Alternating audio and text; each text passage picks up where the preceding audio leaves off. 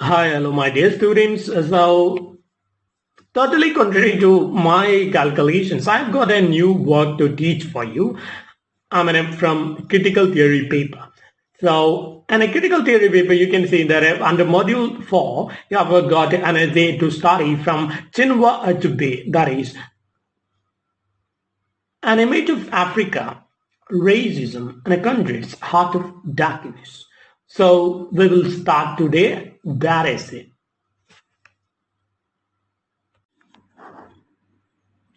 We know that when we start a new work, it is a common thing that we start with the introduction of the writer. But unlike what we have done previously, here we have to discuss another writer and another work also in order to understand this essay. Because Chinua Achebe, the famous Nigerian writer Chinua Achebe, really talks about the famous Polish-born British writer Joseph Conrad and his idea of racism or his idea for colonization and all that he really portrays in the work Heart of Darkness, the most famous work written by Joseph Conrad, Heart of Darkness. So Chinua അച്ചബയെ പറ്റിയല്ല നമ്മളിവിടെ discuss ചെയ്യും, of course ചെയ്യും. പിന്നെ അത് കഴിഞ്ഞാൽ നമ്മൾ എന്ത് ചെയ്യേണ്ടി വരും? ഈ ഒരു എസ് എ മനസ്സിലാക്കണമെങ്കിൽ അല്ലേ ഇത്. കാരണം എസ് എ പറയുന്നത് എന്താണ്? എസ് എന്റെ ടൈറ്റിൽ എന്താണ്? An image of Africa, racism in Conrad's heart of darkness.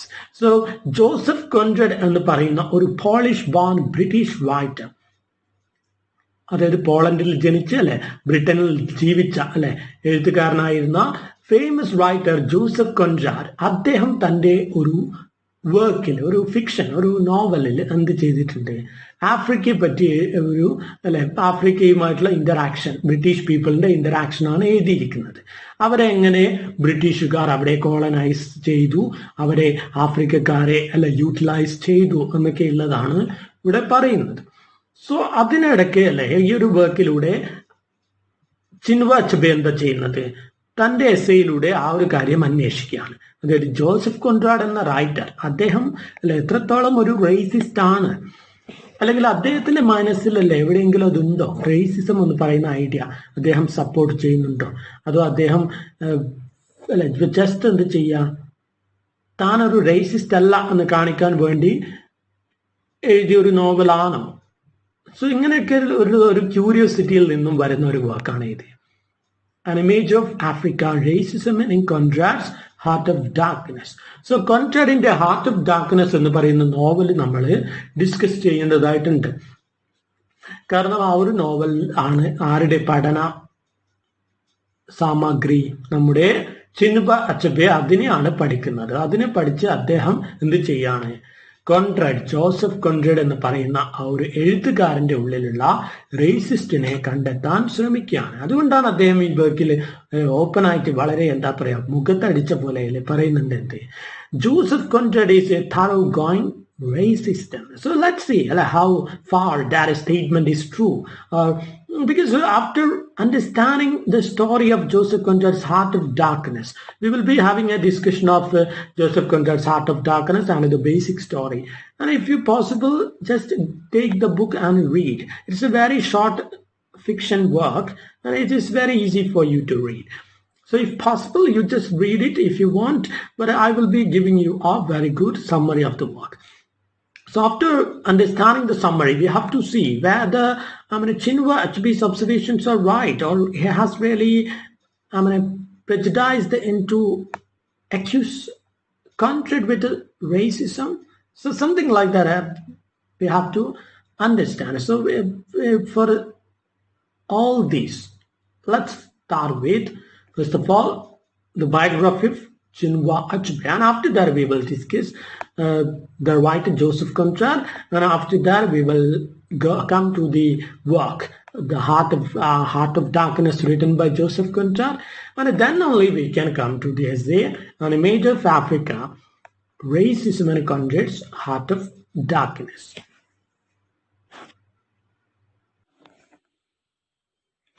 Now when we try to look at this work from the critical theory perspective, we can clearly include this under post-colonialism. Post കൊളോണിയലിസത്തിന്റെ കീഴിൽ അല്ലെ ആ ഒരു critical തിയറിന്റെ കീഴിൽ നമുക്ക് പെടുത്താൻ പറ്റിയ ഒരു വർക്കാണ് ഇത്. An Image of Africa, Racism and Conflicts, Heart of Darkness എന്ന് പറയുന്ന ഈ ഒരു വർക്ക്. എന്താണ് ഈ കൊളോണിയലിസം, പോസ്റ്റ് കൊളോണിയലിസം, നിയോ കൊളോണിയലിസം എന്നൊക്കെ പറഞ്ഞാല് പിന്നെ അല്ലെ നമുക്കറിയാം കൊളോണിയലിസം എന്ന് പറഞ്ഞാൽ എന്താണ് അല്ലെ, അതായത് യൂറോപ്യൻസ് എസ്പെഷ്യലി ബ്രിട്ടീഷ് പീപ്പിൾ അല്ലെ എന്ത് ചെയ്തു, ദേ റൂൾഡ് അല്ലെ many countries including India. They ruled over many countries for so many years. So എന്നിട്ട് എന്ത് ചെയ്തു, അവരെ എക്സ്പ്ലോയിറ്റ് ചെയ്തു അല്ലെ, ഇന്ത്യ അടക്കമുള്ള രാജ്യങ്ങളെ, അതായത് ലോകത്തിലെ അല്ലെ 1/3 കൺട്രീസിനെ അല്ലെ എന്ത് ചെയ്തു, അവരെ കീഴ്പ്പെടുത്തി അല്ലെ ഭരിച്ചു. ആക്ച്വലി അവർ അല്ലേ ആ ഒരു സിവിലൈസേഷൻ പ്രോസസ് എന്നുള്ള രീതിയിലാണ് അത് തുടങ്ങുന്നത്. അതായത് എന്ത് ചെയ്യുക, വ്യാപാരം അങ്ങനെയുള്ള പല കാര്യങ്ങൾക്ക് വേണ്ടിയും വന്നല്ലേ പിന്നെ എന്ത് ചെയ്തു, അവര് ആ ഒരു പ്ലേസസിൽ അല്ലെ ആളുകളെ ഒരു സിവിലൈസ്ഡ് മാൻ ആക്കി മാറ്റുക, ഒരു സംസ്കാര സമ്പന്നനാക്കി മാറ്റുക എന്നൊക്കെയുള്ള രീതിയിലാണ് അവര് തങ്ങളുടെ ആശയങ്ങളുമായിട്ട് ഓരോ രാജ്യത്തും പോയത്. പിന്നെ എന്താ കാണുന്നത് നമ്മളല്ല, അവര് അവിടെ വളരെ ക്രൂരമായ ആക്ടിവിറ്റീസ് നേറ്റീവ് പീപ്പിളിനോട് കാഴ്ചവെക്കുന്നതാണ് അല്ലെ, അവരെ ടോർച്ചർ ചെയ്ത് അവരെ പല വിധത്തിൽ എക്സ്പ്ലോയിറ്റ് ചെയ്യുന്ന ഒരു കാഴ്ച. സോ അതാണ് എന്ത് കൊളോണിയലിസം എന്ന് പറയുമ്പോൾ എസ്പെഷ്യലി ആ ഒരു വർക്കുകളിലൊക്കെയും അല്ലെ വരിക അതാണ്. ആ ഒരു ബ്രിട്ടീഷേഴ്സ് അല്ലെങ്കിൽ ബ്രിട്ടീഷ് പീപ്പിൾ അല്ലെങ്കിൽ ഒരു യൂറോപ്യൻ അല്ലെ person from A European country, അങ്ങനെയുള്ള ഒരു കൺട്രി അല്ലെ വേറെ ഒരു രാജ്യത്തെ എന്ത് ചെയ്യുക, കീഴ്പ്പെടുത്തി ഭരിക്കുമ്പോൾ അല്ലെ ആ ഒരു കാലത്ത് വരുന്ന സാഹിത്യം അത് നമുക്ക് ഏതിൽ പെടുത്താം, കൊളോണിയൽ അല്ലെ തിയറി അല്ലെങ്കിൽ കൊളോണിയൽ ലിറ്ററേച്ചർ എന്നുള്ള രീതിയിൽ പെടുത്താം. ഇനി പോസ്റ്റ് കൊളോണിയലിസം പറയുമ്പോൾ ആഫ്റ്റർ അല്ലെ these people the Britishers or the European, after they leave to their own home, അവരുടെ തന്നെ കൺട്രിയിലേക്ക് അല്ലെ എല്ലാം ഒഴിവാക്കി അവർ പോയ ശേഷം വരുന്ന ഒരു ആറ്റിറ്റ്യൂഡാണ് ഇത് ഒരു പോസ്റ്റ് കൊളോണിയലിസം എന്ന് പറയുന്നത്. സോ നമ്മളല്ലേ ഇന്ത്യയെ സംബന്ധിച്ചിടത്തോളം 1947 എന്തായി സ്വാതന്ത്ര്യം കിട്ടിയല്ലേ. സോ ആ ഒരു സമയത്ത് തന്നെയാണ് പല രാജ്യങ്ങളിൽ നിന്നും അവര് യൂറോപ്യൻസിനെ തിരിച്ചു പോകുന്നത് അവരുടെ തന്നെ കൺട്രിയിലേക്ക്. അപ്പോഴത്തേക്കും അല്ലേ എന്താണ് മാക്സിമം അവരെ ആ ഒരു നേറ്റീവ് അവരെ ആ ഒരു പീപ്പിളിനെ അല്ലേ ആ ഒരു അവരുടെ സമ്പത്ത് ഒക്കെ എന്ത് ചെയ്തിട്ടുണ്ടാവും, എക്സ്പ്ലോയിറ്റ് ചെയ്ത് അല്ലെ മാക്സിമം എക്സ്ട്രാക്ട് ചെയ്ത് അല്ലെ ഊറ്റിക്കൊണ്ട് പോയിട്ടുണ്ടാവും. സോ ഈ ഒരു ബ്രിട്ടീഷേഴ്സ് അല്ലെങ്കിൽ യൂറോപ്യൻ പീപ്പിൾ അല്ലെ അവർ ഒരു കൺട്രിയെ സ്വതന്ത്രമാക്കിയ ശേഷം ആ കൺട്രിയിലെ ആളുകളുടെ അവസ്ഥ എന്താണ്, അല്ലെങ്കിൽ അവിടെയുള്ള സാഹിത്യം അല്ലെ ഏത് രീതിയിൽ ഈ ഒരു റിലേഷനെ നോക്കി കാണുന്നു എന്നൊക്കെയുള്ള രീതിയിലുള്ള ആറ്റിറ്റ്യൂഡ്, ആ ഒരു ക്രിട്ടിക്കൽ ഐഡിയാസ് ആണ് ഏതിൽ വരുക, പോസ്റ്റ് കൊളോണിയൽ ക്രിട്ടിക്കൽ തിയറി അല്ലെങ്കിൽ പോസ്റ്റ് കൊളോണിയലിസം അല്ലെ ലിറ്ററേച്ചർ നമ്മൾ കാണുന്നത്.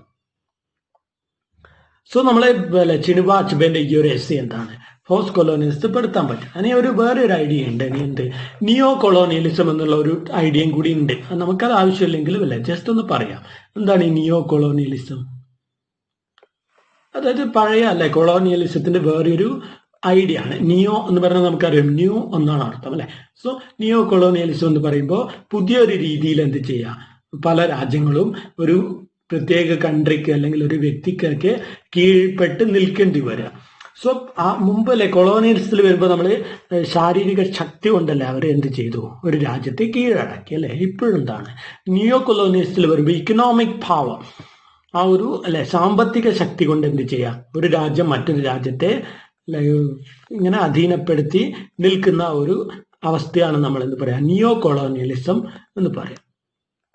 നിയോ കൊളോണിയലിസത്തിൽ വരുമ്പോൾ എന്താണ്, ഒരു നമ്മളെല്ലാം എപ്പോഴും അല്ലെ നോക്കിക്കൊണ്ടിരിക്കുന്ന ഒരു കൺട്രിയാണ് ഇത് അമേരിക്ക അല്ലെ. അമേരിക്കൻ പ്രസിഡന്റ് ആരാവും എന്നത് ലോകത്തെ മുഴുവൻ അല്ലെ രാജ്യത്തെയും ബാധിക്കുന്ന ഒരു കാര്യമാണ്. എന്തുകൊണ്ടാണ്, ബിക്കോസ് അല്ലെ നമ്മുടെ പല രാജ്യങ്ങളുടെയും ഇക്കണോമിക് ആയിട്ടുള്ള ആ ഒരു ഡിപ്പെൻഡൻസി ആശ്രയിച്ച് നിൽക്കുന്നത് ഏത് കൺട്രിയാണ്, അമേരിക്ക അല്ലെങ്കിൽ അമേരിക്കൻ പ്രസിഡന്റ് ഒക്കെയാണ്. സോ ഇതൊരു തരത്തിൽ എന്താണ് നിയോ കൊളോണിയലിസം ആണ്. കാരണമല്ലേ പല രാജ്യങ്ങളും അതിന് കീഴ്പ്പെട്ട് നിൽക്കുകയാണ് എന്നുള്ളതാണ്. സോ സാമ്പത്തികമായിട്ടല്ലേ നമ്മൾ എന്ത് ചെയ്യുക, ഒരു രാജ്യത്തിന് കീഴടങ്ങി ജീവിക്കേണ്ടി വരുന്ന ഒരു അവസ്ഥ, കടപ്പെട്ട് അല്ലെ ജീവിക്കേണ്ടി വരുന്ന അവസ്ഥയാണ് നിയോ colonialism. So now coming to post-colonialism. Well, our essay that was written എപ്പോഴാണ് വരുന്നത് നമ്മുടെ essay? Image of Africa, Racism in a Heart of Darkness. 1975 ഈ ഒരു എസ്സേ പബ്ലിഷ് ചെയ്യുന്നത്. സോ ഒരു ആദ്യം എന്ത് ചെയ്തു, അച്ബെ അല്ലെ ഇതൊരു ലെക്ചർ ആയിട്ടാണ് പ്രസന്റ് ചെയ്യുന്നത്. അതിനുശേഷം 1975 ഒരു ലെക്ചർ ആയിട്ട് ഒരു പ്രഭാഷണം പോലെ ഇത് പ്രസന്റ് ചെയ്തു. പിന്നെ അതൊരു ഒരു കളക്ഷൻ ഓഫ് എസ്സേസിൽ ഉൾപ്പെടുത്തി. എന്നിട്ട് ഏതിലൂടെ പബ്ലിഷ് ചെയ്തു? ദ മാസച്യൂസെറ്റ്സ് റിവ്യൂ എന്ന് പറയുന്ന ഒരു കളക്ഷൻ അതിൽ ഉൾപ്പെടുത്തിയാണ് ഇത് പബ്ലിഷ് ചെയ്യുന്നത്. So in 1975. സോ ആഫ്റ്റർ 1945 ശേഷം നമുക്ക് എന്ത് പറയാം, പോസ്റ്റ് കൊളോണിയലിസം തുടങ്ങി എന്ന് പറയാം. അപ്പോഴത്തേക്കും എന്ത് ചെയ്തിട്ടുണ്ട്, പല രാജ്യങ്ങളിൽ നിന്നും യൂറോപ്യൻസ് തിരിച്ചു പോകാൻ തുടങ്ങിയിരുന്നു. സോ പോസ്റ്റ് കൊളോണിയലിസം വന്ന ശേഷമുള്ള ഒരു വർക്കാണ് ചിനുവ അച്ബെന്റെ ഈ ഒരു വർക്ക് എസ്പെഷ്യലി 1975 ഇത് പബ്ലിഷ് ചെയ്തത് എന്നുള്ളത്. ഇനി ആർട്ട് ഓഫ് ഡാർക്ക്നെസ് നോക്കുകയാണെങ്കിൽ അത് കൊളോണിയലിസം അതിന്റെ എപ്പെക്സിൽ എത്തി നിൽക്കുന്ന സമയത്ത് പബ്ലിഷ് ചെയ്യുന്ന ഒരു വർക്കാണ് ഹാർട്ട് ഓഫ് ഡാർക്ക്നെസ് എപ്പോഴാണ് പുറത്തു വരുന്നത്? 1899 1899 എന്ന് പറയുമ്പോൾ ഇന്ത്യ അടക്കമുള്ള രാജ്യത്തെ ബ്രിട്ടീഷുകാർ കീഴടക്കി ഭരിച്ചുകൊണ്ടിരിക്കുന്ന ആ ഒരു വളരെ തീഷ്ണമായി കൊളോണിയലിസം നിലനിൽക്കുന്ന ഒരു ടൈമാണ്. സോ ചിനുവ അച്ബെ ചെയ്യുന്നത് ഒരു പോസ്റ്റ് കൊളോണിയലിസത്തിൽ നിന്നുകൊണ്ട് ആ ഒരു കൊളോണിയൽ വർക്കിനെ നോക്കിക്കാണാണ്. ജോസഫ് കൊൻറാഡ് എന്ന് പറയുന്ന എഴുത്തുകാരനെ എഴുതിയ ഹാർട്ട് ഓഫ് ഡാർക്ക്നെസ്സിനെ നോക്കിക്കാണാണ് ചെയ്യുന്നത്. അതിലെല്ലാ റേസിസം ഇതൊക്കെയാണ് അദ്ദേഹം നോക്കാൻ ശ്രമിക്കുന്നത്.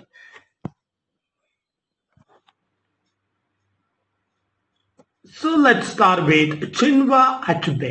Chinua Achebe, pronounced it as Chinua Achebe. So he was born with the name Albert Chinua-Lumog Achebe. Albert Chinua-Lumog Achebe. He is a famous Nigerian novelist. ഒരു ആഫ്രിക്കൻ കൺട്രി ആയിട്ടുള്ള നൈജീരിയയിൽ നിന്നും ഒരു എഴുത്തുകാരനായിട്ട് ഉയർന്നു വന്ന വ്യക്തിയാണ് ആര്? നമ്മുടെ Chinua Achebe. He was a novelist, poet, professor, and critic. With his work, we can call this work, that is An Image of Africa, Racism and Country's Heart of Darkness, as the most famous critical work written by Achebe. So അദ്ദേഹം അച്ബെ എന്തായിരുന്നു? ഒരു novelist ആയിരുന്നു, ഒരു കവിയായിരുന്നു, ഒരു college professor ആയിരുന്നു, ഒരു വിമർശകനുമായിരുന്നു. So his first novel അത് തന്നെയാണ് ഹിസ് ഗ്രൗണ്ട് ബ്രേക്കിംഗ് വർക്ക് എന്ന് നമുക്ക് പറയാൻ പറ്റുന്ന ഒരു വർക്ക്. ഏതാണ്? തിങ്സ് ഫോൾ അപ്പാർട്ട് എന്ന് പറയുന്ന 1958 പുറത്തു വന്ന ഒരു വർക്ക്. അതാണ് ചിൻവ അച്ബെ എന്താക്കിയത്? വേൾഡ് ഫേമസ് നൈജീരിയൻ റൈറ്ററായിട്ട് ഉയർത്തിയത്. So first of all, Chinua Achebe, he was a really studious person. വളരെ നന്നായിട്ട് പഠിക്കുന്ന ഒരു വ്യക്തിയായിരുന്നു. So because of that, he got an easy entry into a scholarship, and he got the scholarship to study medicine. So ഒരു scholarship അതായത് medicine പഠിക്കാനുള്ള scholarship കിട്ടി. എന്നിട്ടും എന്ത് ചെയ്തു? Because of his passion for letters, literature, he just abandoned that scholarship to embrace medicine and just chose to embrace literature instead. So അദ്ദേഹം എന്ത് ചെയ്തു? മെഡിസിൻ പഠനം ഉപേക്ഷിച്ച് എന്തിലോട്ട് വന്നു? സാഹിത്യം പഠിക്കാനായിട്ട് അദ്ദേഹം മൈൻഡ് കാണിച്ചു. അങ്ങനെയല്ലേ വളരെ തീരുമാനത്തോടെ എഴുത്തിന്റെ ലോകത്തേക്ക് വന്ന ഒരു എഴുത്തുകാരനാണ് ചിൻവ അച്ബെ.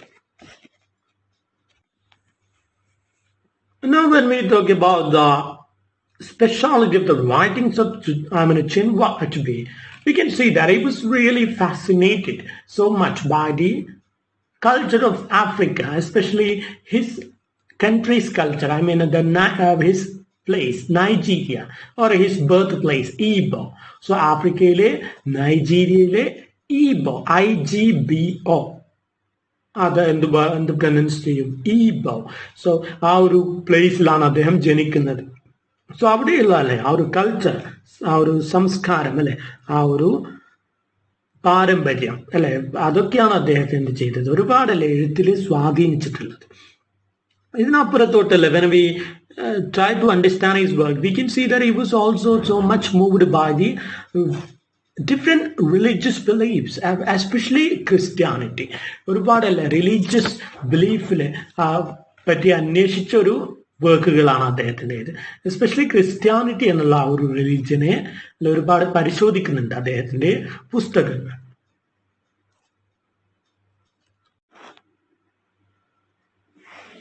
സോ അദ്ദേഹത്തിന്റെ പുസ്തകങ്ങളിലല്ലേ നമുക്ക് എന്ത് കാണാൻ പറ്റും, ആ ഒരു western and traditional African values, how the clash during and after colonialism.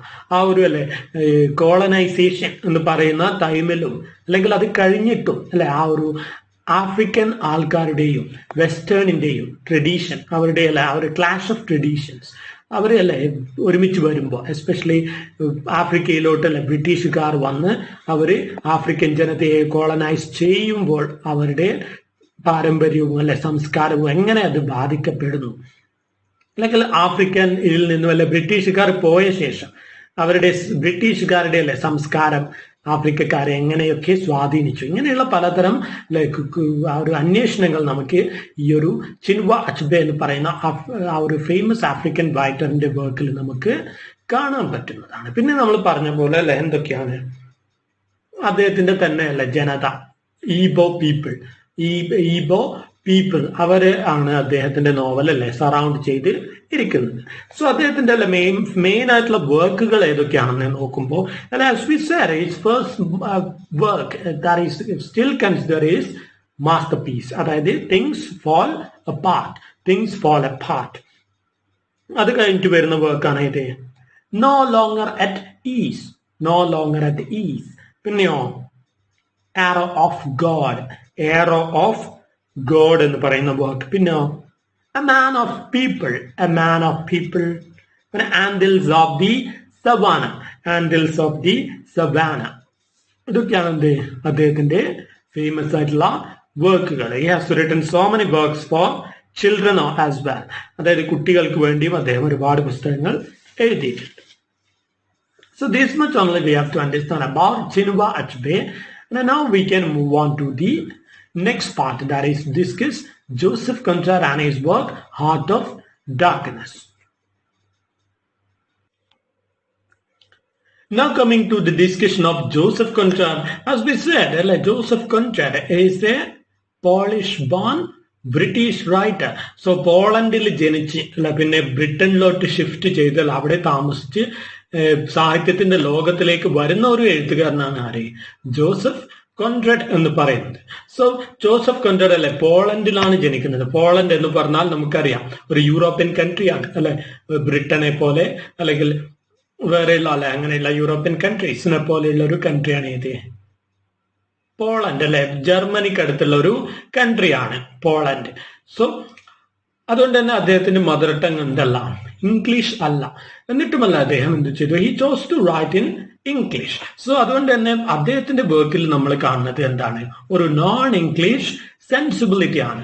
അതായത് ഒരു ഇംഗ്ലീഷ്നെസ് എന്ന് പറയുന്ന ആ ഒരു ഐഡിയ ഉണ്ടല്ലോ, അതായത് ഇംഗ്ലീഷുകാർക്ക് ഇമ്പോർട്ടൻസ് കൊടുത്ത് എഴുതുന്നത്, അങ്ങനെ ഒരു എഴുത്തല്ല ആരുടെ വർക്കിൽ കാണുന്നത്. ജോസഫ് കോൺറാഡ് എന്ന് പറയുന്ന ഒരു എഴുത്തുകാരന്റെ വർക്കിൽ നമ്മൾ കാണുന്നത്.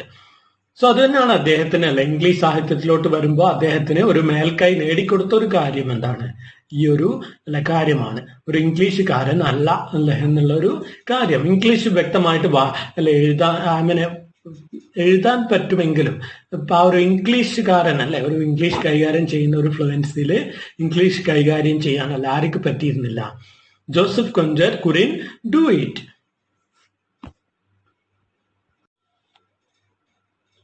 Now talking about the speciality of Joseph Conrad's works, we can see that most of his works will be settled in at sea. So കടലിൽ വെച്ചിട്ടായിരിക്കും പല കഥകളും അദ്ദേഹത്തിന്റെ നടക്കുന്നത്, കപ്പലിലും അങ്ങനെയൊക്കെ ആയിരിക്കും സെറ്റ് ചെയ്തിരിക്കുക. സോ അതുകൊണ്ട് തന്നെ നമ്മളെ പറയും ജോസഫ് കോൺറാഡ് അദ്ദേഹത്തിന്റെ നോവൽസ് പലതും എന്തായിരിക്കും, സീ സ്റ്റോറീസ് ആയിരിക്കും, കടൽ ബേസ്ഡ് ആയിട്ടുള്ള സ്റ്റോറീസ്. എക്സാമ്പിൾ നമ്മളെ ഏറ്റവും നല്ല ഉദാഹരണമാണ് എന്ത് heart of darkness. Heart of darkness എന്ന് പറയുന്നതും തുടങ്ങുന്നതും അതായത് പ്രോഗ്രസ് ചെയ്യുന്നതും ഒക്കെ പലതും അല്ലെ ഇതിലൂടെയാണ്. സീ അല്ലെങ്കിൽ വാട്ടർ, കടലുമായി ബന്ധപ്പെട്ട അല്ലെങ്കിൽ വലിയ പുഴ ഇങ്ങനെയൊക്കെയുള്ള ഏരിയാസിലൂടെ കപ്പലിലൊക്കെ ആയിരിക്കും സ്റ്റോറീസ് സെറ്റിൽ ചെയ്തിരിക്കുക. സോ ഇതാണ് എന്ത് ജോസഫ് കൺറാഡിന്റെ വേറൊരു പ്രത്യേകത. We can say that is N early modernist writer. ഒരു ഏർലി മോഡേണിസ്റ്റ് റൈറ്റർ ആണ്, ഒരു റിയലിസ്റ്റിക് റൈറ്റർ ആണ്. അത് റിയലിസ്റ്റിക് സ്റ്റോറീസ് ആണ് എന്ത് ചെയ്യുക അദ്ദേഹം എഴുതുക. Mostly we can say realistic. Now we have come to the discussion of the third part. We have already discussed the writer Chinua Achebe. Then we have moved to Joseph Conrad. Now we will move to his work, Heart of Darkness. So Heart of Darkness is a novel that, or novella we can say, because it has not that much length to a novel. ഒരു novel എന്ന് വിളിക്കാൻ മാത്രമുള്ള ഒരു length ഉള്ള ഒരു വർക്കല്ല ഇത് heart of darkness. നമുക്കൊരു novella എന്ന് പറയാം. Because novella we know that novella will be A work that stands between A novels length and A short stories length. അല്ല, ഒരു ഷോർട്ട് സ്റ്റോറിന്റെ അത്ര ചെറുതല്ലാത്തതും അല്ലെ നോവലിന്റെ അത്ര വലുതല്ലാത്തതുമായ ഒരു വർക്കായിരിക്കും ഇത് നോവല്ല. രണ്ടിനും ഇടയിലുള്ള അല്ലെ ഒരു length. So heart of darkness എന്താണ്? ഒരു നോവലയാണ്. So it was published in the book form in 1899. So book ഫോമിൽ 1899 അത് പബ്ലിഷ് ചെയ്യുന്നത്. അതിനു മുമ്പേ നമ്മൾ ആ ഒരു വർക്ക് പബ്ലിഷ് ചെയ്ത് കാണുന്നത് ബ്ലാക്ക് വുഡ്സ് മാഗസീൻ എന്ന് പറയുന്ന ഒരു മാഗസീനിലാണ്. ബ്ലാക്ക് വുഡ്സ് മാഗസീൻ എന്ന് പറയുന്ന ഒരു ഫേമസ് മാഗസീനില് എപ്പിസോഡ്സ് ആയിട്ട് പബ്ലിഷ് ചെയ്തുകൊണ്ടിരുന്ന ഒരു വർക്ക് അതെന്ത് ചെയ്യായിരുന്നു? ബുക്ക് ഫോമില് 1899 ജോസഫ് കൺറാഡ് എന്ത് ചെയ്തു? പബ്ലിഷ് ചെയ്തു. അതാണ് എന്ത് നമ്മുടെ ഹാർട്ട് ഓഫ് ഡാർക്ക്നെസ്. സോ ഇവിടെ ഹാർട്ട് ഓഫ് ഡാർക്ക്നെസ് എന്നുള്ള ടൈറ്റില് അത് നമ്മൾ ഒരുപാട് അനലൈസ് ചെയ്യേണ്ടി വരും. ഇവിടെ ഒരു മീനിങ് എന്താണ്? Heart of darkness. നമുക്കറിയാം ഡാർക്ക് കോണ്ടിനെന്റ് ഏതാണ്? ആഫ്രിക്ക അല്ലെ? ആഫ്രിക്കയാണ് നമ്മളെപ്പോഴും ഇരുണ്ട ഭൂഖണ്ഡം എന്ന് വിളിക്കുന്നത്. So the work really talks about Africa. So heart of Africa ആണ് ഇവിടെ ഉദ്ദേശിക്കുന്നത്. Only one level meaning. There are different ideas. When we understand the story, we can discuss all that. But before that, it won't be possible. It won't be proper. Just to come to the story. So, നമ്മുടെ character, ആ ഒരു heart of darkness എന്ന് പറയുന്ന വർക്കിലെ main ക്യാരക്ടറാണ് ആര്? Charles Marlow. Marlow എന്ന് പറയാം നമുക്ക് ചുരുക്കിയിട്ട്. ഫുൾ നെയിം ആണ് എന്ത്? Charles Marlow. So Charles Marlow എന്ത് ചെയ്യാണ്? തൻ്റെ കൂടെയുള്ള തൻ്റെ ഫ്രണ്ട്സിനെ ഒരു കപ്പലിൽ വർക്ക് ചെയ്യാൻ ആര്? Charles Marlow. സോ കപ്പലിലെ മറ്റ് ഫ്രണ്ട്സിന് അദ്ദേഹം എന്ത് ചെയ്യാണ്? തൻ്റെ മുമ്പേ ഉള്ള ഒരു എക്സ്പീരിയൻസ് വിവരിച്ചു കൊടുക്കുകയാണ്. സോ ഇവരിപ്പോൾ ഉള്ളത് തെയിംസ് റിവറിലാണ്. തെയിംസ് റിവർ എന്ന് പറയുന്നത് ഇംഗ്ലണ്ടിലൂടെ ലണ്ടനിലൂടെ ഒക്കെ ഒഴുകുന്ന ഒരു പുഴയാണ്. അതായത് ഒരു ഇംഗ്ലീഷ് റിവർ ആണെന്ന് പറയാം. ആണ് ഇത് നമ്മുടെ Thames, river Thames. So river തെയിംസിലൂടെ അല്ലെ ഷിപ്പില് ഇങ്ങനെ പോവാണ് ആര്? മാർലോയും ഫ്രണ്ട്സും. സോ മാർലോ അല്ലെ ആ ഒരു എന്റർടൈൻമെന്റിന് വേണ്ടിയിട്ട് അല്ലെ just for the engagement of the leisure time they have got, just start to narrate one of his experiences. So ആ ഒരു കഥയാണ് ഇത് നമ്മുടെ ഹാർട്ട് ഓഫ് ഡാർക്ക്നെസ്സിലെ സ്റ്റോറി എന്ന് പറയുന്നത്.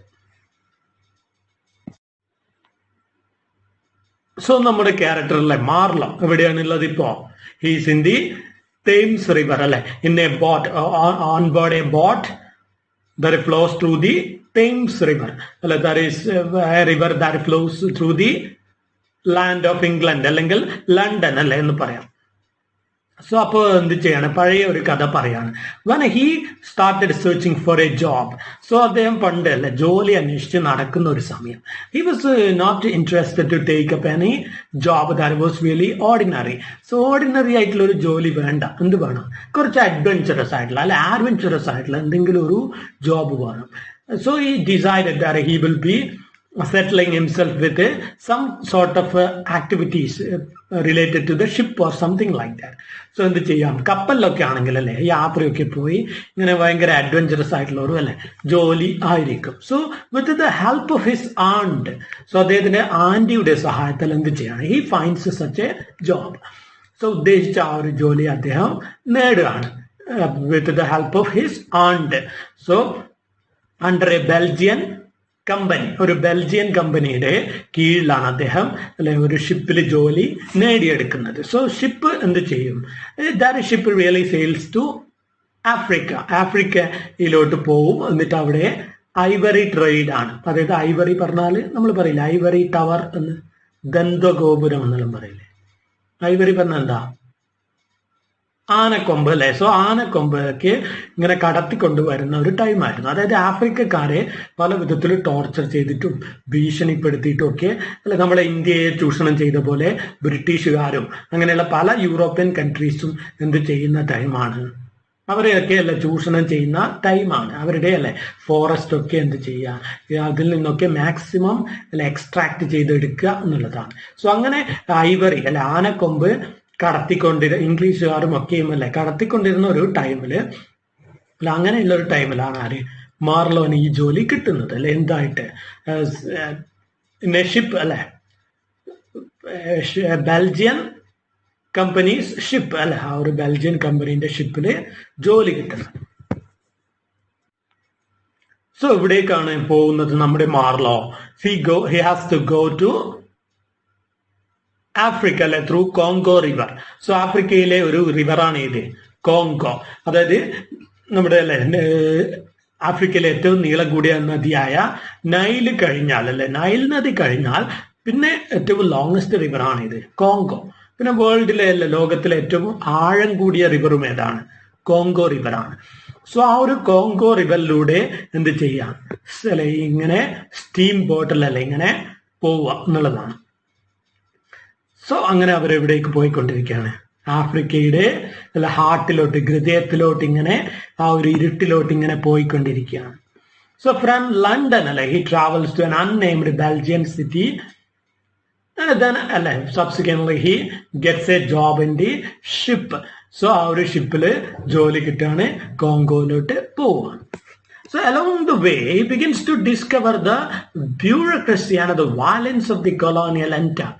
സോ ആ ഒരു യാത്രയിൽ അദ്ദേഹം കാണുകയാണ്, അവിടെ എത്തുമ്പോൾ കാണുന്ന ഓരോ കാഴ്ചകളും ഈ അല്ലെ ഇംഗ്ലീഷുകാർ അല്ലെങ്കിൽ ഈ യൂറോപ്യൻസ് അവര് എങ്ങനെയാണ് അല്ലെ ഈ ഒരു ആഫ്രിക്കൻ പീപ്പിളിനെ ട്രീറ്റ് ചെയ്യുന്നത്, how cruelly they really treat these African in order to extract the full out of their resources.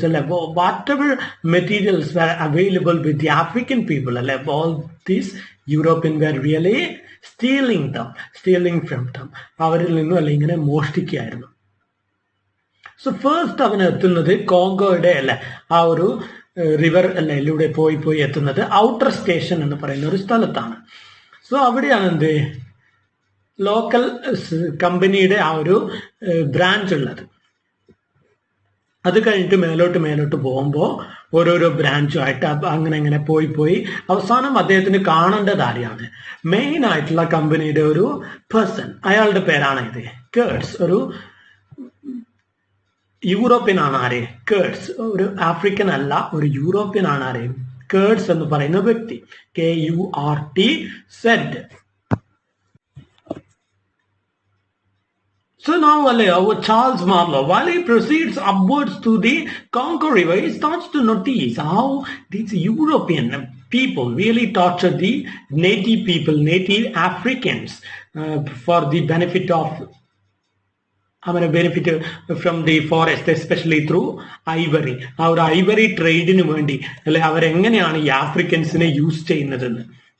So അവരെന്താ ചെയ്യുന്നത്, ആക്ച്വലി യൂറോപ്യൻസ് എന്ത് ചെയ്യും, ആഫ്രിക്കൻസിനെ പല രീതിയിലും ഭീഷണിപ്പെടുത്തി ജോലി ചെയ്യിക്കും. എന്നിട്ട് അവരുടെ അല്ലെ ആനകളുടെ കൊമ്പിനെ അവരെ കൊണ്ട് തന്നെ അല്ലെ എന്ത് ചെയ്യുക, കളക്ട് ചെയ്ത് അല്ലെ സമാഹരിച്ച് എന്ത് ചെയ്യുക, കപ്പലിലെത്തിച്ച് അല്ലെ അങ്ങ് അവിടുന്ന് യൂറോപ്പിലോട്ട് കടത്തി അയക്കുക എന്നുള്ളതാണ് ഇവരുടെ ആ ഒരു പരിപാടി.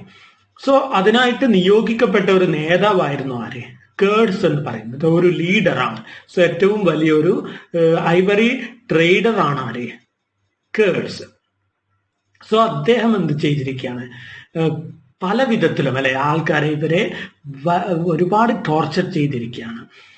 ഈവൻ അവരുടെ തന്നെ ആ ഒരു യൂറോപ്യൻ ആൾക്കാരുടെ തന്നെ മിഷൻ മറന്നുകൊണ്ട് ടോർച്ചർ ചെയ്തിരിക്കുകയാണ്. കാരണം യൂറോപ്യൻ മിഷൻ എന്ന് പറയുമ്പോൾ എപ്പോഴും അല്ലെ യൂറോപ്യൻകാർ മറ്റ് രാജ്യങ്ങളെ അല്ലെ കീഴടക്കി ഭരിക്കാനല്ലേ ശ്രമിച്ചപ്പോൾ അവർ പറഞ്ഞ ഒരു ന്യായമുണ്ടായിരുന്നു. എന്താണ് ന്യായം? അവരുടെ ജസ്റ്റിസ് അല്ല, അവരുടെ ആ ഒരു എന്താ പറയുക ജസ്റ്റിഫിക്കേഷൻ എന്ന് പറയുന്നതല്ലേ എന്താണ്, ഈ ഇന്ത്യൻ റെഡ് ഇന്ത്യൻസ് അല്ലെങ്കിൽ ബ്ലാക്ക് ആഫ്രിക്കൻസ് ഇവരൊക്കെ എന്താണ് അൺസിവിലൈസ്ഡ് പീപ്പിൾ ആണ് അല്ലെ, ഒരു സംസ്കാരമില്ലാത്ത അല്ല ആൾക്കാരാണ്, അപരിഷ്കൃതർ എന്ന് പറയാം അല്ലെ, അങ്ങനെയുള്ളവരാണെന്നാണ് ആര് പറയുക എപ്പോഴും യൂറോപ്യൻ ആൾക്കാരല്ല. അവരുടെ ആ ഒരു ഇന്ത്യയെ കീഴടക്കിയതും അല്ലെ ഒക്കെയും അവരെ അങ്ങനെയാണ് ജസ്റ്റിഫൈ ചെയ്തത്. സോ എന്ത് ചെയ്യാം, ലോകത്തെ അല്ലെ ശുദ്ധീകരിക്കാനുള്ള കർമ്മം അല്ല അത് ചെയ്യേണ്ടത് ആരാണ്? യൂറോപ്യൻസ് ആണ്. സോ യൂറോപ്യന്റെ ഒരു വെള്ളക്കാരന്റെ ഉത്തരവാദിത്തമാണ് എന്ത്, മറ്റ് കൺട്രീസിലെ ആൾക്കാരെ അല്ലെ ഡെവലപ്പ് ആക്കി കൊണ്ടുവരിക എന്നുള്ളത്. സോ അതിനു വേണ്ടിയാണ് അവരെന്ത് ചെയ്യുന്നത്, അവരെ ടോർച്ചർ ചെയ്ത് അല്ല അവരെ കീഴടക്കി അല്ല അവരെ എന്ത് ചെയ്യാം പുരോഗതിയുടെ പാതയിലേക്ക് കൊണ്ടുവരിക എന്നുള്ളതാണ് അവർ ജസ്റ്റിഫിക്കേഷൻ പറയുന്നത് അല്ലെ. അതുകൊണ്ട് തന്നെയാണ് ഒരു ഫേമസ് ആയിട്ടുള്ള നമ്മുടെ അല്ലെ ഒരു ഇംഗ്ലീഷ് റൈറ്റർ ഉണ്ട്, Rudyard Kipling. So Rudyard Kipling ഒരിക്കലും ഒരു കവിത എഴുതി, എന്താണ് ദ വൈറ്റ് മാൻസ് ബർഡൻ അല്ലെ, വെള്ളക്കാരന്റെ മാറാപ്പ് എന്ന് പറഞ്ഞുകൊണ്ടൊരു കവിത. സോ എന്താണ് അവിടെ ഉദ്ദേശിക്കുന്നത്, വെള്ളക്കാരന്റെ അല്ല ഡ്യൂട്ടിയാണ് എന്ത്, ലോകത്തെ ശുദ്ധീകരിക്കാം. സോ ഈ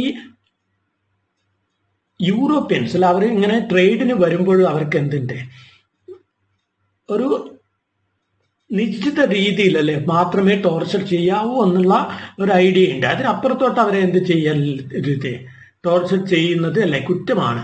ബട്ട് എന്താണ് നമ്മുടെ മിസ്റ്റർ കേഡ്സ് എന്ത് ചെയ്യാണ്, അദ്ദേഹത്തിന്റെ അല്ലെ പ്രോഗ്രാംസുമായിട്ട് മുന്നോട്ട് വരുമ്പോൾ നമ്മൾ കാണുന്നത് അല്ലെ ഈ ഒരു ആഫ്രിക്കൻ ആൾക്കാരുടെ ഇടയിൽ വർക്ക് ചെയ്ത് അവരുടെ നേതാവിനെ പോലെ ഉയർന്നു വന്ന് പിന്നെ അവരെ പോലെ ഡ്രസ് ചെയ്ത് അവരുടെ ആചാരങ്ങൾ സ്വീകരിച്ച് അവസാനം ഒരു അപരിഷ്കൃതനായി മാറുന്നതാണ് നമ്മൾ എന്ത് ചെയ്യുന്നത് ഈ ഒരു സ്റ്റോറിയിൽ കാണുന്നത്. കേഡ്സ് എന്ത് ചെയ്യാണ്, അവസാനം ഒരുപാട് ക്രൂരതകളും ഒക്കെ ചെയ്യാണ്. അതായത് ആഫ്രിക്കൻ അല്ലെ ട്രൈബ്സിന്റെ കീഴിലൊക്കെ അങ്ങനെ പല ട്രൈബ്സിലെ നേതാക്കന്മാർ എന്ത് ചെയ്യും, മനുഷ്യക്കുരുതിയൊക്കെ കൊടുക്കുന്ന അല്ലെ പല ആചാരങ്ങളും നിലവിലുള്ള ആൾക്കാരാണ്. സോ അങ്ങനെയുള്ള രീതിയിലോട്ടല്ലേ തരം താഴാണ് ആര്, നമ്മുടെ കേഡ്സ്.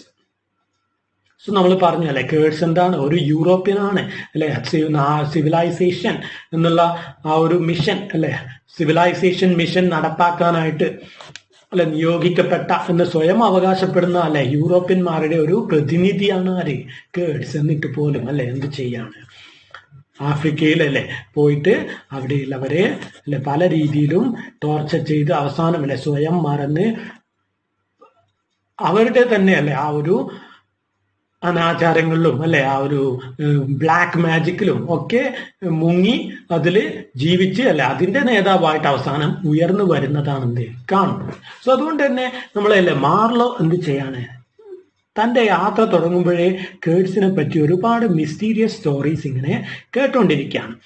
സോ എല്ലാവർക്കും പറയാനുള്ളത് ഒരൊറ്റ ആളെ പറ്റിയാണ്, mister കേഡ്സ്. Every one is afraid of him. എല്ലാവർക്കും എന്താണ്, കേഡ്സിനെ പേടിയാണ്. കേഡ്സ് എന്ന് പറയുന്നത് നമ്മൾ പറഞ്ഞു അല്ലെ, is considered the best Ivory trader. So ആ ഒരു കമ്പനിയുടെ ഏറ്റവും ബെസ്റ്റ് ആയിട്ടുള്ള ഐവറി ട്രേഡറാണ് ആര്, കേഡ്സ്. കാരണം അയാളാണ് എന്ത് ഒരു അല്ലെ ആഫ്രിക്കൻ ട്രൈബിനെ തന്നെ എന്ത് ചെയ്യുക, തൻ്റെ കീഴിൽ കൊണ്ടുവന്ന് അവരെ മാക്സിമം അല്ലെ ചൂഷണം ചെയ്ത് അവരെ കൊണ്ട് തനിക്ക് പല മാജിക്കൽ പവേഴ്സും ഉണ്ട് എന്ന് സ്വയം അവരെ വിശ്വസിപ്പിച്ച്, കാരണം അവരെക്കാളും തരം താഴ്ന്നതാണ് കാണുന്നത്. സോ അങ്ങനെ എന്ത് ചെയ്യാണ്, അവരെ മാക്സിമം ചൂഷണം ചെയ്യാണ് തൻ്റെ ആവശ്യത്തിന് ഉപയോഗിച്ച്. അല്ല അതുകൊണ്ട് തന്നെ ഒരു ബെസ്റ്റ് ഐവറി ട്രേഡർ എന്നുള്ള പേര് നേടിയെടുത്തു കഴിഞ്ഞു ആരെ, കേഡ്സ്. So every one is afraid of him. Even the general manager, അവിടെയുള്ള പലരും പല ജോലിക്കാരും അതായത് യൂറോപ്യൻസ് ആയിട്ടുള്ള ആൾക്കാർ പോലും എന്താണ് കേഡ്സ് എന്നുള്ള വ്യക്തിയെ പേടിയാണ്. അവർ പോലും എന്ത് വിശ്വസിക്കുന്നു എന്നുള്ളതാണ്, ദേ ഓൾസോ അല്ലെ ബിലീവ്, അതായത് അത്രയും പുരോഗതി പ്രാപിച്ചു എന്ന് അവകാശപ്പെടുന്ന ഒരു യൂറോപ്യൻ പോലും എന്ത് വിശ്വസിക്കുന്നു? കേഡ്സിന് മാജിക്കൽ പവേഴ്സ് അല്ലെങ്കിൽ ഒരു സൂപ്പർ ഹ്യൂമൻ അല്ലെ എബിലിറ്റീസ് ഒരുപാട് ഉണ്ടെന്ന് അവർ വിശ്വസിക്കും. സോ ഇവിടെയുള്ള ഒരു വിരോധാഭാസം അല്ലെ ഐറണി എന്ന് പറയുന്നത് എന്താണ്? സിവിലൈസേഷൻ മിഷന്റെ ഭാഗമായിട്ടല്ലേ എപ്പോഴും അവകാശപ്പെടുന്ന ഇംഗ്ലീഷുകാർ പോലും അല്ലെ എന്താണ് അവരുടെ ഉള്ളിൽ പോലും അല്ലെ, അതാണ് ഈ ടൈറ്റിലിന്റെ വേറൊരു മീനിങ്. അവരുടെ ഹൃദയത്തിന്റെ അല്ലെ ഇരുട്ട് അത് എത്രയാണെന്ന് റൈറ്റർ നമുക്ക് കാണിച്ചു തരാണ്. സോ എല്ലാ മനുഷ്യന്റെയും അല്ലെ ഉള്ളിന്റെ ഉള്ളില് ഉള്ള ഒരു സാവേജ്നെസ്, ആ ഒരു വൈൽഡ് നേച്ചർ അല്ലെ, ആ ഒരു എന്താ പറയാ ഇരുണ്ട മുഖം അത് എടുത്തു കാണിക്കാൻ ആര് നമ്മുടെ ജോസഫ് കോൺറാഡ് ഈ ഒരു കഥയിലൂടെ ചെയ്യുന്നത്. സോ മാർലോ നമ്മുടെ എന്ത് ചെയ്യാണ്? നമ്മുടെ മാർലോ അല്ലെ ചാൾസ് മാർലോ ആ ഒരു ഏരിയയിൽ തങ്ങാനായിട്ട് നിർബന്ധിക്കപ്പെടുകയാണ്. സോ അങ്ങനെ തങ്ങിക്കൊണ്ടിരിക്കുന്ന സമയത്ത് മനസ്സിലാക്കാനുണ്ട് കേഡ്സിന് ഇപ്പോ സിക്കായിട്ടിരിക്കുകയാണ്. കേഡ്സ് ഈസ് വെരി സിക്ക്, വളരെ അസുഖം വന്ന് ഒരുപാട് കഷ്ടപ്പെടുകയാണ് ആരെ കേഡ്സ്. എങ്കിലും അല്ലെ എന്താണ് അദ്ദേഹം തൻ്റെ ആ ഒരു ആളുകളെ പേടിപ്പിച്ച് അല്ലെ തൻ്റെ ഐവറി ട്രേഡ് വളരെ ഭംഗിയായിട്ട് ഇപ്പോഴും ചെയ്തുകൊണ്ടേ ഇരിക്കുന്നുണ്ട് എന്നുള്ളതാണ്. സോ മാർലോന്റെ ഷിപ്പ് ഡാമേജ് ആയി കിടക്കുകയാണ്. അതുകൊണ്ട് കുറെ ദിവസമല്ല അവിടെ തങ്ങി കേഡ്സിനൊക്കെ കണ്ട് കാര്യങ്ങളൊക്കെ മനസ്സിലാക്കി എന്ത് ചെയ്യണം? ഒരു റിപ്പോർട്ടും എഴുതിയിട്ട് വേണം തിരിച്ചു പോവാൻ. ആരൊക്കെ? മാർലോനെ തിരിച്ച് അല്ലെ തന്റെ ആ ഒരു യൂറോപ്യൻ കോണ്ടിനെന്റിലേക്ക് പോകാനായിട്ട്. സോ മാർലോ എന്ത് ചെയ്യാണ്? മേലോട്ട് ഇങ്ങനെ കയറി അല്ലെ വന്നുകൊണ്ടിരിക്കുകയാണ്. സോ പലതരം അറ്റാക്കും ഒക്കെ അവർ ഫേസ് ചെയ്യുന്നുണ്ട്. ഈ നേറ്റീവ്സിന്റെ അടുത്ത് നിന്നും ഒരുപാട് അറ്റാക്സ് ഒക്കെ ഫേസ് ചെയ്യുന്നുണ്ട്.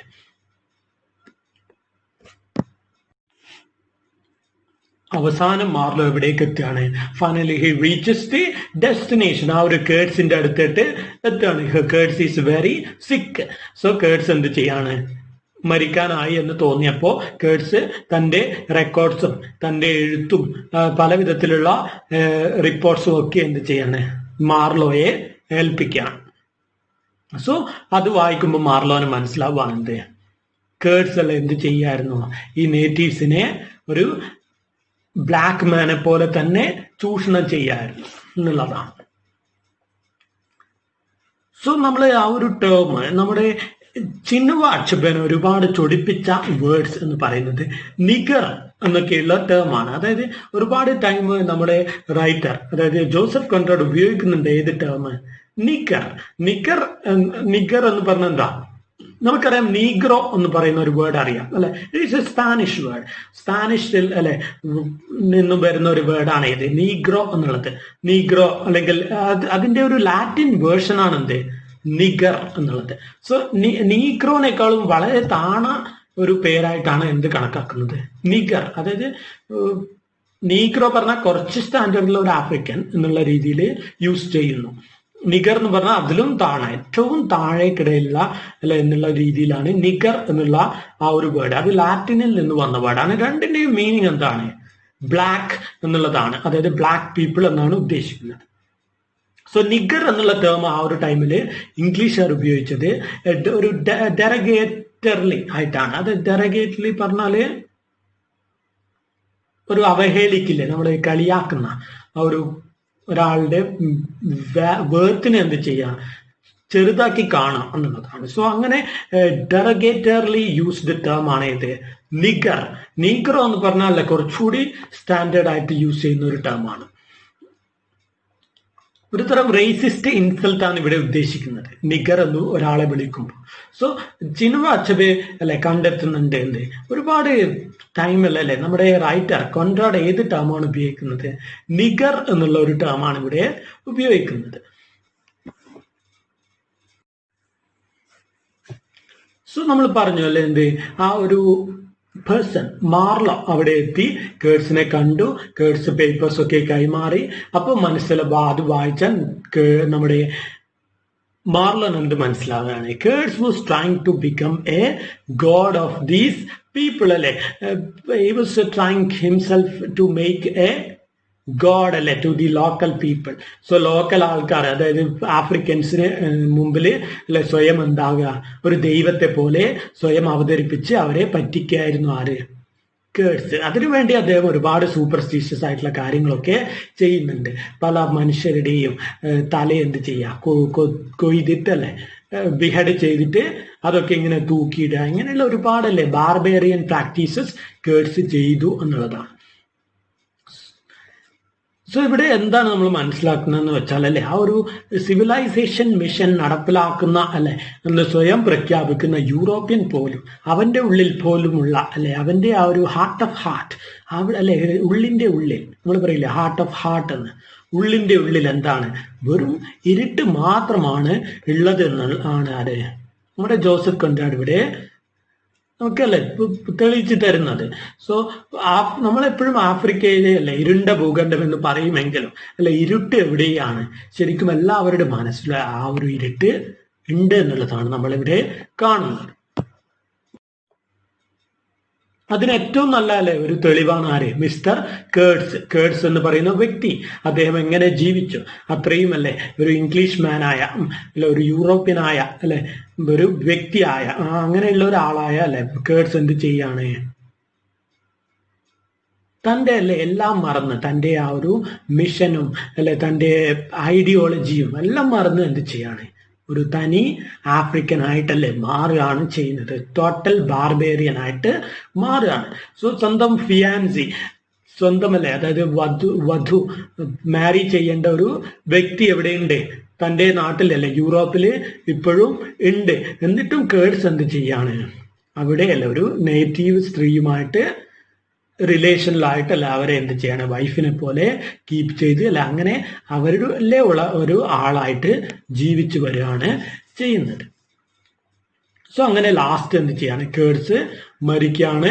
നേറ്റീവ്സ് അവരുടേതായ രീതിയിൽ ആചാരങ്ങളും ഒക്കെ ആയിട്ട് ഇങ്ങനെ ബറിയൽ പ്രാക്ടീസ് ഒക്കെ ചെയ്യാണ്. സോ ആ ഒരു സമയത്ത് നമ്മുടെ ആരെ തിരിച്ചു പോവാണ്, മാർലോ തിരിച്ച് താഴോട്ട് വരികയാണ്. ഏറ്റവും വലിയൊരു ജീവിതത്തിൽ ഒരു പാഠവും പഠിച്ചുകൊണ്ട് അല്ലെ, എത്ര വലിയൊരു സിവിലൈസേഷന്റെ ഭാഗമാണെന്ന് അവകാശപ്പെട്ടാലും അല്ലെ, എല്ലാ ആൾക്കാരുടെയും ഉള്ളിൽ എന്തുണ്ട്, ആ ഒരു ഇരുട്ട് അല്ലെ, ഈ നമ്മൾ മറ്റുള്ളവരിൽ കാണാൻ ശ്രമിക്കുന്ന അവരിലല്ലേ കളിയാക്കി അവരെ മാറ്റി നിർത്താൻ ശ്രമിക്കുമ്പോഴും അല്ലെ നമ്മുടെ ഉള്ളിലും എന്തുണ്ട്, ആ ഒരു ഫിയർ അല്ലെ, അത് തന്നെയാണ് എന്ത് ഭയം. ആ ഒരു ഇരുട്ടിന്റെ ഭയം ആരുടെ ഉള്ളിലുമുണ്ട്, നമ്മുടെ ഉള്ളിലുമുണ്ട് എന്നുള്ള ഒരു കാര്യം മനസ്സിലാക്കി എന്ത് ചെയ്യാണ്, മാർലോ തിരിച്ച് നാട്ടിലോട്ട് വരികയാണ്. നാട്ടിൽ വന്ന് അദ്ദേഹം എന്ത് ചെയ്യാണ്, കേഡ്സിന്റെ നമ്മുടെ അല്ലെ ആ ഒരു കേഡ്സ് എന്ന് പറയുന്ന വ്യക്തിയുടെ ആ ഒരു ഫിയാൻസി ഉണ്ടല്ലോ, മാരി ചെയ്യാൻ ഉദ്ദേശിച്ച വ്യക്തി യൂറോപ്പിലുള്ള, സോ അവരെ വന്ന് കാണാണ്. കേഡ്സിന്റെ കുറച്ച് പേപ്പേഴ്സ് കൊടുക്കാൻ, അതായത് കേഡ്സിന്റെ ആ ഒരു ലൈഫ്, ബാർബേറിയൻ ലൈഫ് കാണിക്കുന്ന ഒരു പേപ്പറും ആര് കൊടുക്കുന്നില്ല, മാർലോ കൊടുക്കുന്നില്ല. കാരണം ഒരു യൂറോപ്യൻ അല്ലേ എപ്പോഴും അവർക്ക് വിശ്വസിക്കാൻ പ്രയാസമായിരിക്കും എന്നുള്ളത് കൊണ്ട് എന്ത് ചെയ്യുന്നില്ല, ആ ഒരു കാര്യം കൊടുക്കുന്നില്ല. ഒരു മനുഷ്യനല്ല എത്രത്തോളം താഴാം എന്നുള്ളത് അവിടെ കേഡ്സിന്റെ ഫിയാൻസിയുടെ മുമ്പിൽ അത് അവതരിപ്പിക്കുന്നില്ല ആര്, മാർലോ. മാർലോ എന്ത് ചെയ്യാണ്, ആ പേപ്പറൊക്കെ മറച്ചു വെച്ച് അല്ല നല്ല കാര്യമുള്ള മാത്രം അല്ല പേപ്പേഴ്സ് കൈമാറുകയാണ് ആർക്ക്, നമ്മുടെ ഫിയാൻസിക്ക്. അവരെ മീറ്റ് ചെയ്യാണ്. അപ്പൊ ഫിയാൻസി എന്ത് ചോദിക്കും, കേഡ്സിന്റെ അല്ലെ, കേഡ്സ് മരിക്കുമ്പോൾ അവസാനമായിട്ട് ഏത് വാക്കാണ് പറഞ്ഞതെന്ന് ചോദിക്കും. കേഡ്സ് അതിന്റെ അവസാനത്തെ വേർഡ്സ് എന്ന് പറയുന്നത് ദ ഫിയർ എന്നുള്ളതായിരുന്നു. ആ ഒരു ദ ഹൊറർ, അതായത് ദ ഹൊറർ എന്ന് പറഞ്ഞാണ് ആര് മരിക്കുന്നത്, കേഡ്സ് മരിക്കുന്നത്. മരിക്കാൻ നേരം അദ്ദേഹം ഉച്ചരിക്കുന്ന വേർഡ്സ് ആണ്, ഫേമസ് വേർഡ്സ് ആണ്. ദ ഹൊറർ ഓരോ മനുഷ്യന്റെ ഉള്ളിലും അല്ലെ അവനവനോട് തന്നെയുള്ള ഒരു ഹൊറർ അല്ലെ, ആ ഒരു ഭയം. അതാണ് നമ്മൾ എന്ത് ചെയ്യുന്നത്, മറ്റുള്ളവരെ കണ്ടല്ലേ അവൻ നീഗ്രോ ആണ്, അവൻ നിഗറാണ് എന്ന് പറയുമ്പോഴും അല്ലേ ആ ഒരു ഇരുട്ട് എന്തുണ്ട്, എല്ലാവരുടെ ഉള്ളിലും ഉണ്ട് എന്നുള്ളതാണ്. അതാണ് നമ്മൾ മറ്റുള്ളവരിൽ കാണാൻ ശ്രമിക്കുന്നത്. നമ്മളിൽ നിന്ന് തന്നെ അല്ലേ ഒളിച്ചോടാനുള്ള ഒരു ശ്രമം എന്നുള്ള രീതിയിലാണ്. സോ അവസാനത്തെ കേഡ്സിന്റെ വേർഡ്സ് അതായിരുന്നു. എന്നിട്ടും അല്ലേ മാർലോ എന്ത് ചെയ്യാണ്, കേഡ്സിന്റെ അല്ലെ ഫിയാൻസിന്റെ മുമ്പിൽ കേഡ്സിനെ ഒരു നല്ല മനുഷ്യനായിട്ട് തന്നെ ചിത്രീകരിക്കുകയാണ്. അവസാന നിമിഷം അല്ലെ എന്ത് പറഞ്ഞു എന്ന് പറയാണ്, ആ ഒരു ഫിയാൻസിന്റെ പേര് പറഞ്ഞുകൊണ്ടാണ് കേഴ്സ് മരിച്ചതെന്ന് അവരോട് ഒരു കള്ളം പറയണം ആര്, നമ്മുടെ മാർലോ. അത്രയേ ഉള്ളൂ. എന്ത് ഇതാണ് എന്ത് basic story of heart of darkness.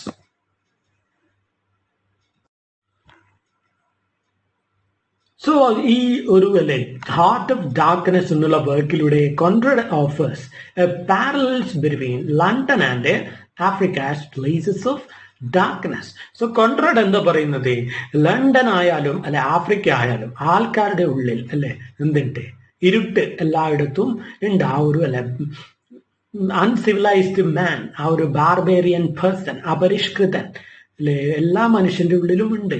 അതിൽ നിന്നും ഒളിച്ചോടാൻ ആരും ശ്രമിച്ചിട്ട് കാര്യമില്ല എന്നുള്ളതാണ്. കാരണം അങ്ങനെയുള്ള ഒരു പരിഷ്കൃതൻ എന്ന് അവകാശപ്പെട്ട കേഡ്സിന്റെ അവസ്ഥ നമ്മൾ അവസാനം കണ്ടു. So central to Conrad's work is the idea that there is little difference between civilized people and those described as savages. So അപരിഷ്കൃതൻ എന്നും പരിഷ്കൃതൻ എന്നും പറയുന്ന ആൾക്കാർ തമ്മിൽ ഒട്ടും വ്യത്യാസം ഇല്ല എന്ന് തന്നെയാണ് ആര് പറയുന്നത്, ജോസഫ് കോൺറാഡ് പറയുന്നത്. എല്ലാവരും എന്താണ്, സാവേജ് ആണ് ഉള്ളിന്റെ ഉള്ളിൽ എന്നുള്ളതാണ്, ആ ഒരു ഇരുട്ട്. സോ അതുകൊണ്ടാണ് എന്ത് ടൈറ്റില് ഹാർട്ട് ഓഫ് ഡാർക്ക്നെസ് എന്നുള്ളത്. അത് ആഫ്രിക്കയെ മാത്രമല്ല ഉദ്ദേശിക്കുന്നത്, ആ ഒരു കോങ്കോ റിവറിലെ മാത്രമല്ല അല്ലെങ്കിൽ ആഫ്രിക്കൻ ഫോറസ്റ്റിനെ മാത്രമല്ല, ആഫ്രിക്കയിലെ ആൾക്കാരെ മാത്രമല്ല. എന്താണ് ദാറ്റ് ഡാർക്ക്നെസ് അത് എവിടെയുണ്ട്, even in the heart of a man citizen from London അല്ലെങ്കിൽ ഇംഗ്ലണ്ട് അല്ലെങ്കിൽ യൂറോപ്പ് എന്നുള്ള ആ ഒരു ഐഡിയ നമുക്കിവിടെ കിട്ടുകയാണ്.